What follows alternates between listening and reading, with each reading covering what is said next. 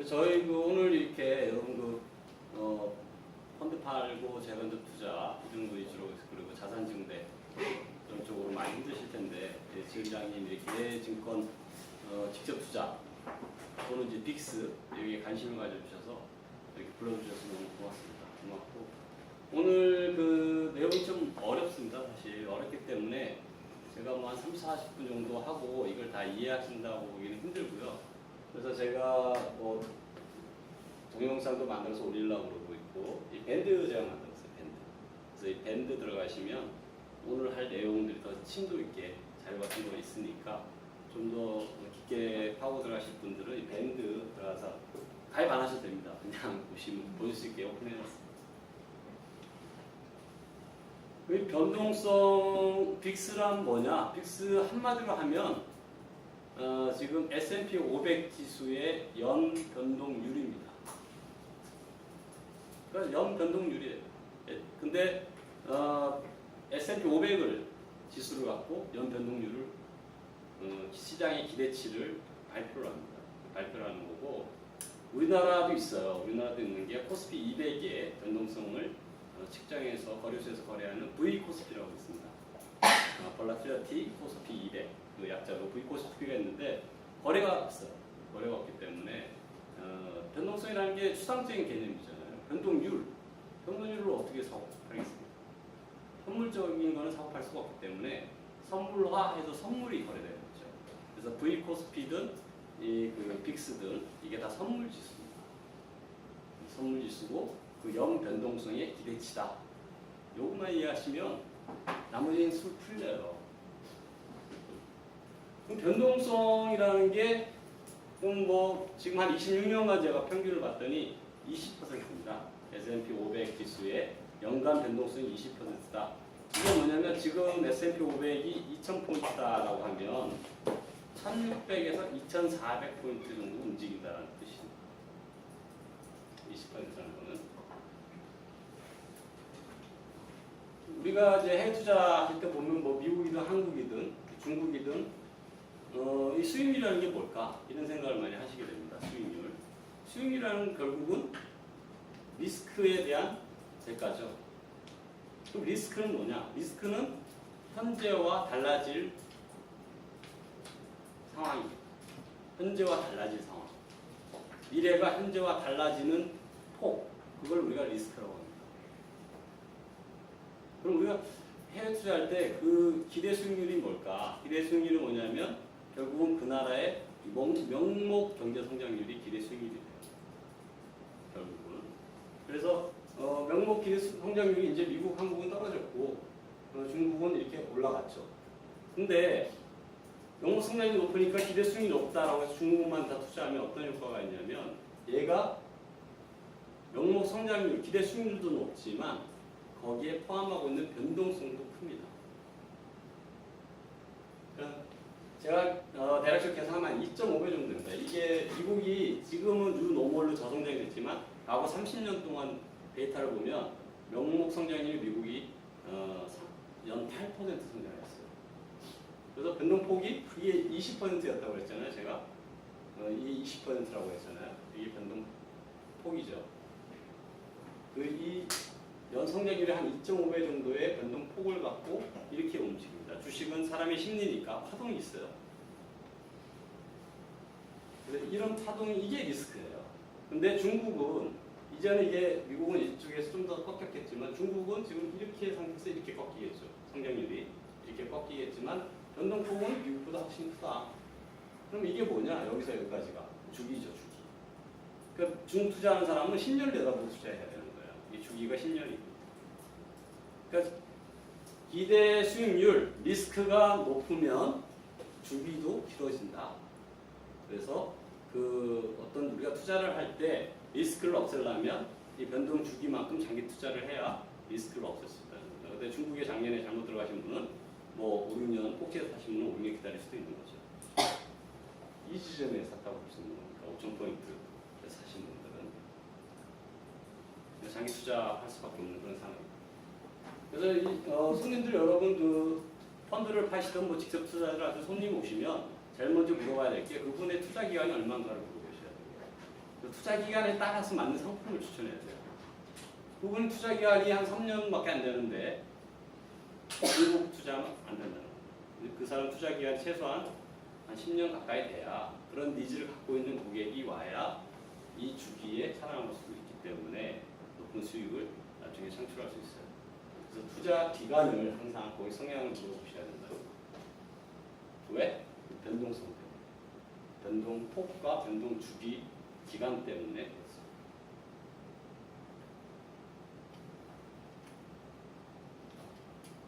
그럼 이제 빅스라는 게 어디서 나오냐? 이 변동성이 도대체 뭐냐? 응? 변동률이란 말이야. 변동률. S&P 500 지수의 연 변동률의 평균. 이게 과거 26년 동안은 20%였고요. 작년은 16%였습니다. 그럼 어디서 구하냐? 뭐 역사적인 변동성은 여러분이 그냥 과거 데이터를 구하면 되죠. 과거 데이터 표본을 다 나열해서 평균 구하고 평균에서 벗어난 범위를 구하면 표준 편차가 나올 것이고 그게 역사적 변동성이고요. 이 빅스는 과거의 변동성 데이터를 갖고 하는 역사적 변동성이 아니고 이 블랙숄즈 모형이라는 이 모형에서 거꾸로 이 블랙숄즈 모형이 뭐냐면 이 노벨상 받으신 분들 이분들이 뭐 했냐면 옵션 가격이 도대체 뭘까? 옵션의 이론 가격을 도대체 어떻게 구할 수 있을까? 이렇게 봤더니 결국은 주식 가격과 행사 가격과 이자율과 기간과 변동성의 어떤 함수더라. 응? 이 사람이 연구한 게. 그래서 이 식으로 만들어져 있어요. 근데 이때 대입하는 게 역사적 변동성입니다. 이때 대입을 해서 옵션의 이론 가격을 구하는 게 그때 변동성이 과거 제가 말씀드렸던 뭐 20년간 S&P 500의 변동성을 대입을 해서 지금 적정 콜 가격이 얼마인가, 옵션 가격이 얼마인가 이걸 구하는 거고요. 이걸 반대로 생각합니다. 그러면 지금 시장 참가자들이 변동성이 앞으로 증가할 거야, 앞으로 감소할 거야라고 예측을 해서 옵션 가격이 이론 가격에 움직이지 않고 더 높게 움직이거나 더 낮게 움직이겠죠. 그럼 이 지금 우리가 갖고 있는 옵션 가격, 이 옵션 가격 도대체 뭐냐? 사람의 모든 기대치를 반영하는 거예요. 그러니까 미래의 변동성을 이 옵션 가격이 함유하고 있다. 그렇게 생각하는 거죠. 그래서 역사적인 변동성은 과거 데이터고 여기 옵션 현재 가격에서 거꾸로 얘를 대입하고 얘를 뽑아내는 겁니다. 그럼 현재의 가격에서 얘가 어느 정도의 사람들이 변동성을 예측하고 있느냐. 그게 내재 변동성이에요.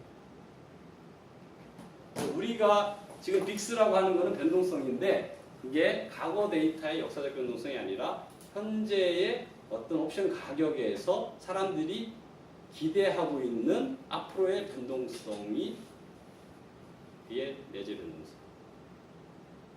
그 내재 변동성을 30일 남은 옵션에서 추출합니다. 그래서 연율로 해요. 그래서 결국은 이 빅스라는 게 값이 뭐냐? 아까 말씀드린 대로 S&P 500 지수의 시장 참가자들이 기대하고 있는 연간 변동율. 그러니까 지금 얼마냐고 작년에 16%라고 했죠. 올해 16이라는 거는 지금 S&P 500 지수가 2000포인트라고 그러면 올해에 평균적으로 움직일 수 있는 밴드가 16%, 2320에서 1680, 요 범위에 움직일 거라고 시장 기대치가 반영돼 있다. 그거를 뭐 이거 뭐 공식 모르셔도 돼요. 그러니까 그 개념만 아시, 개념만.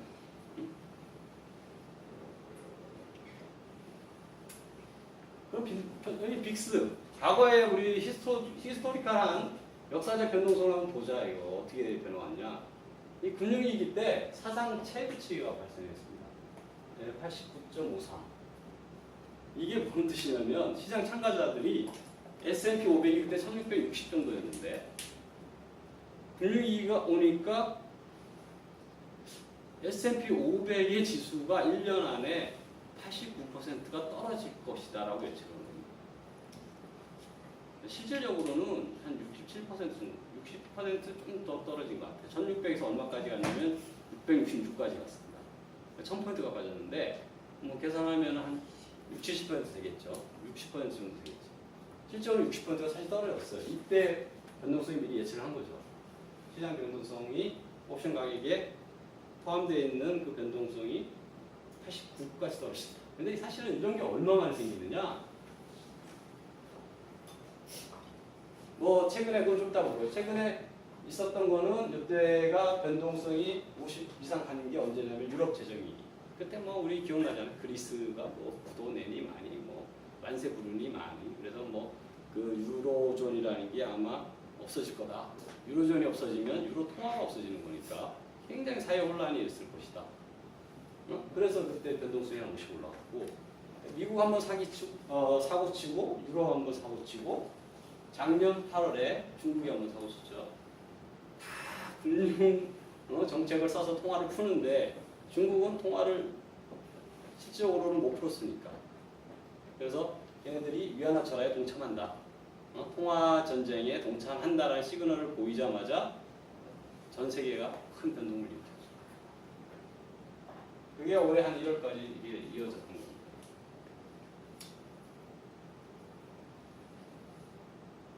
변동성이 커질 때가 이런 경우가 있었다. 과거 한 10년 동안 데이터를 보시면 그 외에는 변동성이 어디 있느냐면 항상 이 평균 근처 20이라고 했죠. 평균이 20 주위에서 항상 있습니다. 이 변동성. 큰일이 터지기 전에는 항상 20 주위에서 이 빅스라는 가격은 형성이 되어 있어요. 그럼 이 빅스 선물을 매수하는 게 좋냐 매도하는 게 좋냐 이런 문제가 발생하죠. 근데 빅스 선물을 결국은 매도하는 사람이 이겼습니다. 여러분이 어떤 리스크가 해제해야 되겠다. 리스크를 해제해야 되겠다. 어떤 큰 위기가 올 것 같다. 하면은 빅스 선물을 매수하셔야 되죠. 단기적으로는 매수하셔야 됩니다. 하지만 내가 길게 투자하고 싶다 하실 때는 빅스 선물을 매도하는 게 좋습니다. 왜냐하면 이 시장의 모든 가격은 수요와 공급이잖아요. 근데 내가 보통 우리가 선물을 주가 지수가 떨어질 것 같아 그러면 어떡합니까? 선물을 매도하죠. 매도해서 해지하잖아요. 그죠? 여러분이 뭐 펀드 매니저고 여러분이 자산관리사다, PB다 하면 고객들이 뭐 삼성전자, 현대차, 국내 주식 한 10개 정도 한 15억 원씩 갖고 있다. 그러면 그 주식을 다 파는 게 아니라 단기적으로 다시 변동성이 커졌다가 다시 줄어들 것 같으면 아까 얘기한 V코스피 같은 거 아니면 선물 매도 V코스피 매수하던가 코스피 200 선물을 매도해야 해지하는 거죠. 선물 매도는 잠깐 했다가 풀면 되니까. 그러면 일반적인 주가지 선물은 매도해서 해지하는데 변동성은 매수해야 해지가 되는 거죠. 그럼 시장 참여자들이 우리가 유형을 보면 해저, 스페큘레이터, 아비트레이저인데 아비트레이저는 비중이 너무 낮죠. 그러면 결국은 뭐야? 투기꾼하고 해저가 시장을 거의 움직이는데 그게 빅스 선물을 매수하는 수요자죠. 그러니까 수요가 항상 어떤 상태가 초과하는 상태. 이거를 예를 들면 어제 1252 가면 1252.com 들어가시면 홈페이지 가시면 항상 1252에서 산출한 빅스 아까 그 시계에 의해서 산출한 변동성 값이 나옵니다. 어제 기준으로 아마 13.5 정도일 거예요. 이론 가격이. 그러니까 1년에 시장 참여자들이 예상하는 S&P 지수 500의 움직임은 한 13.5%일 거라고 이렇게 예측하고 있는 건데 그거는 이제 이론 가격, 정상 가격이고 실제적으로 거래하는 빅스 선물은 얼마냐? 조금 전에 제가 봤더니 15.5 정도 됩니다. 2포인트 정도가 차이 나요. 2% 정도가. 그럼 이게 만기가 언제냐? 매달 있습니다. 빅스 선물이 만기가 언제냐면 매달 있어요. 매달 언제? 셋째 수요일 날 있습니다. 왜 셋째 수요일 날 있냐면 30일 뒤에 옵션에서 산출하니까 정산을 하려면 30일 뒤에 있는 옵션이 만기가 되는 날짜를 맞춰야 되니까 근데 미국의 옵션의 만기는 언제냐면 항상 셋째 금요일이에요. 그래서 다음 달 셋째 금요일 거를 거기 안에 있는 옵션에서 이 내재 변동성을 산출하기 때문에 그날 정산하려면 빅스 선물은 언제 만기가 돼야 되냐? 30일 전, 그러면 셋째 수요일 날 빅스 선물이 만기가 돼. 어떤 걸로 정산하느냐? 다음 달 30일 뒤에 만기가 되는 옵션에서 산출한 내재 변동성. 그걸로 그럼 이번 달 같은 경우는 언제냐면 10월 19일이 빅스 선물 만기야. 10월 19일 만기면 이제 2주하고 하루 남은 거지. 15일 남았어. 근데 제가 좀 전에 2포인트 차이 난다고 했죠. 이 2%라는 건 13.5에 2%라는 거는 15%에 가까워. 그러니까 2주 동안 별일 없으면 내가 얼마를 먹냐? 매도한 사람이 15%를 먹는 거예요. 그런 구조로 되어 있습니다. 그러니까 시장의 수요자가 항상 리스크가 크게 발생할 거야. 우리 그런 뭐 뉴스가 나온다든지 그런 느낌이 직원들이 온단 말이에요. 손님한테 전화해서 주식 자산 다 팔자 이건 할 수 없고 뭐 잠깐 빅스 선물 한번 매수해 볼까요? 아니면 뭐 코스피 200 선물 매도할까요? 이런 식으로 해지를 하겠다는 거죠. 뭐 개인들은 뭐 그렇게 많지 않지만 기관 투자가들은 많이 선물 이용하니까 펀드 매니저도. 그래서 항상 초과수요예요. 초과수요. 그래서 여러분이 장기 투자하려면 빅스 선물을 매수하는 ETF를 사시면 안 됩니다. 이게 ETF인데 이 SVXY라는 거는 빅스 선물을 매도하고 있는 ETF예요. 그래서 이거 예를 봤더니 저는 이 상품이 21세기 그러니까 월스트리트가 생기고 150년 정도 역사 속에서 가장 위대한 상품이다. 저는 개인적으로 이렇게 생각합니다. 여기에 굉장히 많은 게 녹여져 있어요. 그래서 그 내용을 제가 이거 어느 정도 이해하는데 한 6개월 걸렸습니다. 6개월. 이걸 제가 접한 건 작년 여름이었는데 이거를 어떤 제 친구들이라든가 아니면 이 상품을 권유한 거는 한 6개월도 안 돼요. 이해하는데 한 6개월 걸렸습니다. 이거를 이해하는데. 근데 그 이해 과정을 여러분이 다시 이해시키는 거는 그건 제 몫이 아니에요. 그건 되게 어렵습니다. 그 안에 뭐 물리학도 들어와 있고 그 안에 되게 복잡한 수학도 들어와 있고 근데 그냥 여러분은 그냥 그 개념만 아시고 개념만 아셔도 뭐 큰 문제가 없는데 더 깊게 들어가고 싶으신 분은 제 밴드 보시면 자료 같은 거 있으니까 혼자 연구를 한번 해보시기 바랍니다. 이게 왜 이런 수익이 좋냐? 참 신기하다. 신기해. 근데 그 하나의 힌트는 아까 말씀드린 대로 초과 수요 때문에 그렇습니다. 모든 가격은 수요와 공급에 의해서 균형점을 이루는데 얘는 초과 수요이기 때문에 균형점에서 항상 위에 이루고 있습니다. 근데 이게 이제 제 세미나가 이제 이거 하면 돈 번다더라 뭐 유명해진 거야. 뭐 전 국민이 이거 산다? 뭐 어떻게 되겠어? 수익률이 떨어지겠죠. 초과 수요가 아니라 초과 공급 상태가 되면 얘 정상적인 수익률로 내려올 겁니다. 근데 그 전까지 일반인이 다 알기 전까지는 얘는 초과 수익을 줄 거예요. 원래는 그 기대 수익률이라는 거는 미국의 명목 성장률이라고 했잖아요. 미국의 명목 성장률이 지금 5% 미만으로 떨어졌지 않습니까? 그러니까 S&P 지수 500에 투자하면은 이제 기대 수익률이 연 5%가 안 돼요. 근데 그 정도 수준까지는 아직 이 빅선물을 매도하는 수요자가 많이 나타나야 되는데 제가 볼 때는 한 20-30년 이상 걸릴 것 같아요. 제 느낌으로. 그러니까 S&P 500 지수가 5%면 20-30년간은 5% 이에서 수익률이 아마 형성될 거예요. 왜냐하면 너무 어렵기 때문에. 그리고 금융기관 직원도 이해하기 힘든데 금융기관 직원이 손님한테 관한다? 잘못하면 불안전 판매가 될 수 있기 때문에 이게 쉽지 않습니다. 그리고 일반인이 이해하기는 아까 뭐 카페에 어떤 사람도 있다고 했는데 제가 봤을 때는 그분들 중에 1000명 중에 1명 제대로 이해하고 있을까라고 좀 보고 있습니다.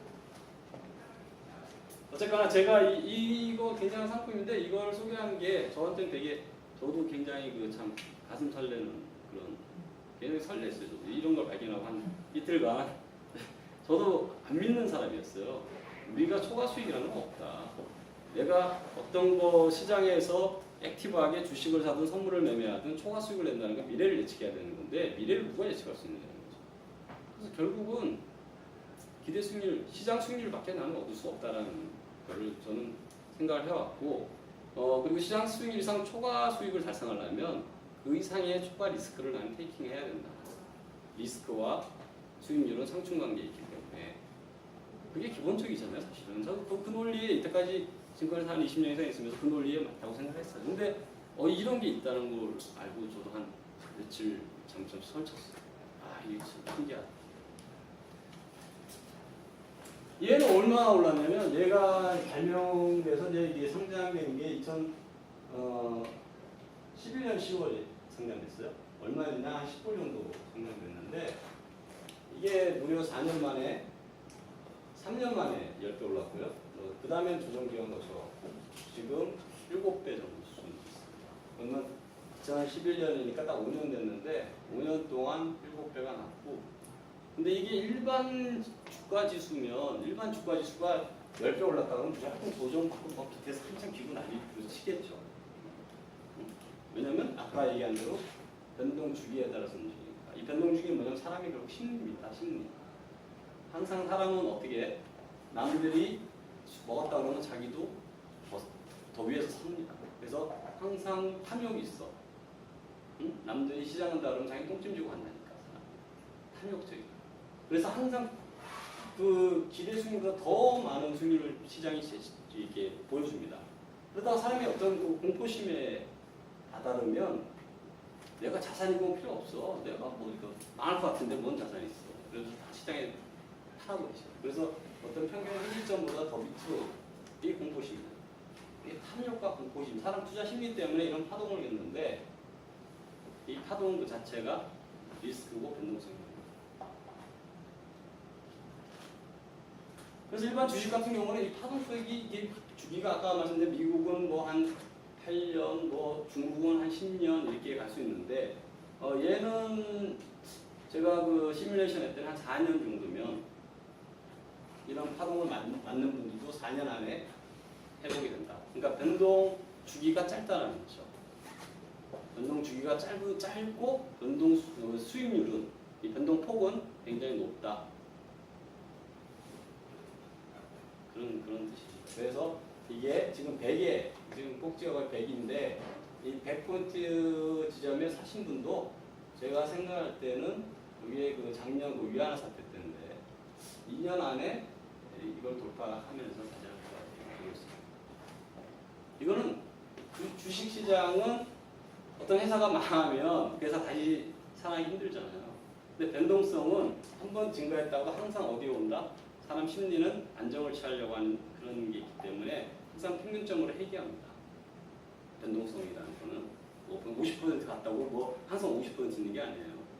다시 평균 수준으로 회복합니다. 평균이 이제 한 16 정도가 됐고 과거 한 26년간은 20이었다. 그런 회귀성 때문에 이런 수익이 항상 우상향. 현재 시점이 세 번째 시점이 되는 거예요. 내가 비싸게 샀다? 비싸게 샀죠. 근데 여기서부터 다시 카운트하면 이 시점하고 별 달라지지 않아요. 그래서 신기하죠. 투자 기간이 무한대로 늘어나면 이때 산 사람하고 이때 산 사람하고 달라지지 않습니다. 그게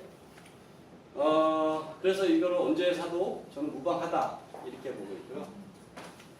이게 어려워요. 그래서 이걸 어떻게 이해를 시키냐. 이게 저도 안구까지였는데 이거 이제 저도 안 돼요.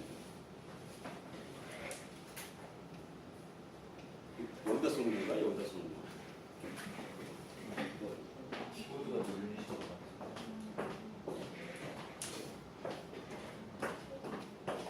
어쨌든 됐네. 죄송합니다. 오니까 됐네. 예, 겁먹고. 그래서 그 얘기가 그거예요. 왜 얘는 항상 그리고 그 옵션이라는 거는 아까 그 만기에 또 비례한다고 그랬잖아요. 우리가 어떤 옵션이 뭐냐면 콜옵션을 예를 듭시다. 우리 주식이 10,000원짜리가 있어요. 주식 10,000원짜리 있는데 콜옵션이라는 게 어떤 11,000원에 이 주식을 살 권리라고 합시다. 11,000원에 살 권리. 그러면 이 11,000원짜리 콜옵션의 권리는 어떨 때 더 커질까요? 변동성이 커질 때. 그러니까 뭐 5% 움직이면 1,500원 왔다 9,500원 왔다 1,500원 왔다 9,500원 왔다 하면 11,000원이라는 콜옵션 11,000원에 살 수 있는 권리라는 게 아무 의미가 없잖아요. 그러니까 변동성이 작을 때는 옵션 가격이 떨어집니다. 그러니까 변동성이 클 때 하고 이게 12,000원 갔다 8,000원 갔다 12,000원 갔다 8,000원 갔다 할 때 옵션 가격이 커집니다. 그리고 기간이 길 때 옵션 가격이 커지겠죠. 기간이 길 때. 한 달짜리보다는 두 달짜리. 지금 10,000원이지만 한 달 동안에 10% 움직일 가능성보다 두 달 동안에 10% 움직일 가능성이 더 크죠. 그래서 컨탱고라는 게 뭐냐면 옵션 가격이 근월물보다 차월물이 옵션 가격이 더 높은 상태를 컨탱고라고 합니다. 만기에 따라서 가격이 더 높다. 뭐가? 콜 옵션 가격이. 그러면 아까 앞으로 한번 다시 여러분 기억을 되살려 봅시다. 아까 블랙숄즈 모형에서 우리가 원하는 건 변동성이니까 콜 옵션 가격이 높다?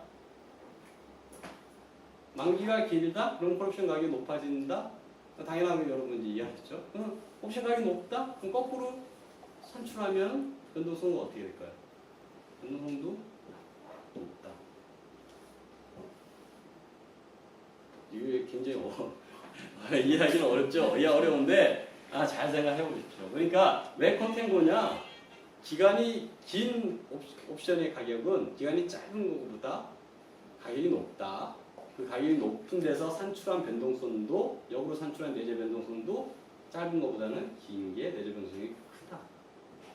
그렇기 때문에 컨탱고다. 변동성이라는 거는 기간이 길면 길수록 변동성이 더 확대되는 거예요. 그러니까 매도가 유리한 거죠. 컨탱고일 때는. 여러분 그 컨탱고라는 거 쉽게 이해하면 원유 요새 원유 투자하시는 분 많은데 원유가 뭐 전형적인 컨탱고입니다. 컨탱고. 가스, 원유 이런 게. 컨탱고라는 뭐냐면 가까운 근월물보다 원월물이 선물 가격이 더 높다. 왜 높냐? 내가 원유를 집에다 보관하려고 생각해 보십시오. 보관비용이 들어가잖아요. 우리가 유가가 올라간다 생각해서 집에다가 뭐 한 이만한 공간에다가 뭐 기름을 쌓아 놓는다 합시다. 1배럴이 얼마냐? 159리터예요. 1.5리터 콜라병 100병에 가까운 부피입니다. 그러니까 보관 비용이 얼마 들어가겠어요?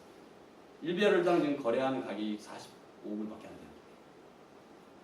5만 원짜리 하나 보관하는데 2만 원 공간이 차지하니까 그 보관 비용이 얼마나 비싸겠어요? 그러니까 기간이 길면 길수록 원유 선물 가격은 컨탱고 구조를 가져요. 비용 때문에. 그래서 컨탱고랑 이야기 오히려 더 제가 도움적인 것 같고요.